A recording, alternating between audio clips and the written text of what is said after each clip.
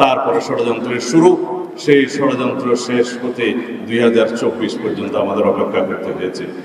বাংলাদেশে বাকশালকে বিলুপ্ত করে যে বহুদলীয় গণতন্ত্রের প্রবর্তন করা হয়, বিচার বিভাগের স্বাধীনতাকে পুনরায় নিয়ে আসা হয়, সুপ্রিম জুডিশিয়াল কাউন্সিল স্থাপন করা হয়, যে রাষ্ট্রপতির হাতে ক্ষমতা ছিল যে কোনো বিচারককে বরখাস্ত করার, বাদ দেওয়ার, বিচারক নিয়োগ করার, ম্যাজিস্ট্রেট এবং জজদেরকে নিয়োগ করার একচ্ছত্র ক্ষমতা, সেই ক্ষমতা আর থাকলো না। বিচার ব্যবস্থার স্বাধীনতা নিশ্চিত করা হলো এবং বিচারকদের স্বাধীনতা নিশ্চিত করা হলো। সুপ্রিম জুডিশিয়াল কাউন্সিল আজ পর্যন্ত বহাল আছে। মাঝখানে অবশ্য 16তম সংশোধনের মধ্য দিয়ে সেই আর্টিকেল 96-এর যে সুপ্রিম জুডিশিয়াল কাউন্সিল বিলুপ্ত করে শেখ হাসিনা শেষ পর্যন্ত প্রমাণ করলেন তিনি তার পিতার সত্যিকার উত্তরসূরি। সেটা অবশ্য এখন বিলুপ্ত হয়ে গেছে, হাইকোর্ট সেটা বিলুপ্ত করে দিয়েছে, আনকনস্টিটিউশনাল ডিক্লেয়ার করেছে।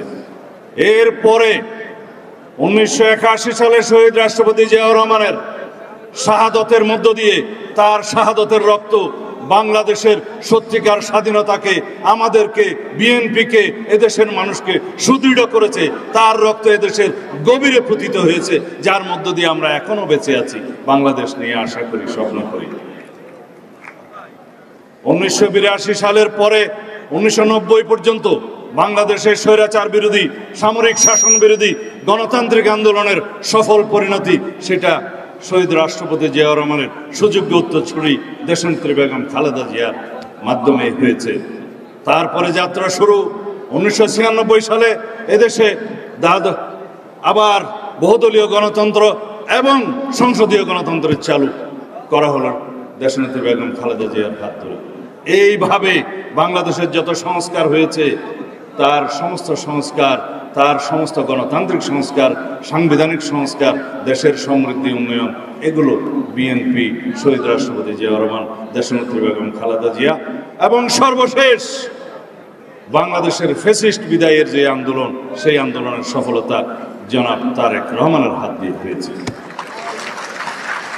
আর আওয়ামী লীগের ইতিহাস, 1973 সালের ভোট ডাকাতের ইতিহাস, 1974 সালের দুর্ভিক্ষের ইতিহাস, 1975 সালের বাকশাল সৃষ্টির ইতিহাস, এবং সেইভাবে ইতিহাস সৃষ্টি করতে করতে 1981 সালে অনেকে দুষ্ট লোকেরা বলে সেই শহীদ জিয়াউর রহমান সাহেবের হত্যাকাণ্ডের সাথে আওয়ামী লীগ, শেখ হাসিনা জড়িত পরোক্ষভাবে।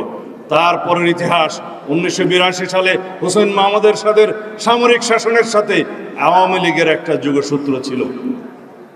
তারা বলেছিলেন কেউ তারা অখুশি হন নাই, উই আর নট আনহ্যাপি বলেছিলেন, সেটাই ইতিহাস। 1986 সালে এই হুসেইন মোহাম্মদ এরশাদের সাথে নির্বাচনে গিয়ে আওয়ামী লীগ আরও একটি ইতিহাস সৃষ্টি করেছিলেন। এইভাবে তারা ইতিহাস সৃষ্টি করতে করতে 2007 সালে 111 মঈনুদ্দিন ফখরুদ্দিনের সাথে একই সাথে যোগ সাজসে বাংলাদেশের গণতন্ত্রের 12টা বাজিয়ে দিলেন। তারপরে ষড়যন্ত্রের শুরু, সেই ষড়যন্ত্র শেষ হতে 2024 পর্যন্ত আমাদের অপেক্ষা করতে হয়েছে।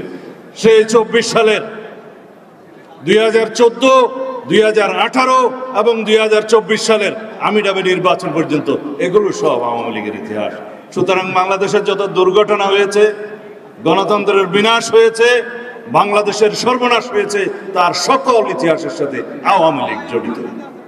আর 2024 সালে বাংলাদেশের মানুষ, এদেশের ছাত্র জনতা এবং শহীদ রাষ্ট্রপতি জিয়াউর রহমানের সুযোগ্য উত্তরসূরি ফ্যাসিবাদ বিরোধী গণতান্ত্রিক আন্দোলনের সর্বোচ্চ নেতৃত্ব জনাব তারেক রহমানের নেতৃত্বের মধ্য দিয়ে বাংলাদেশ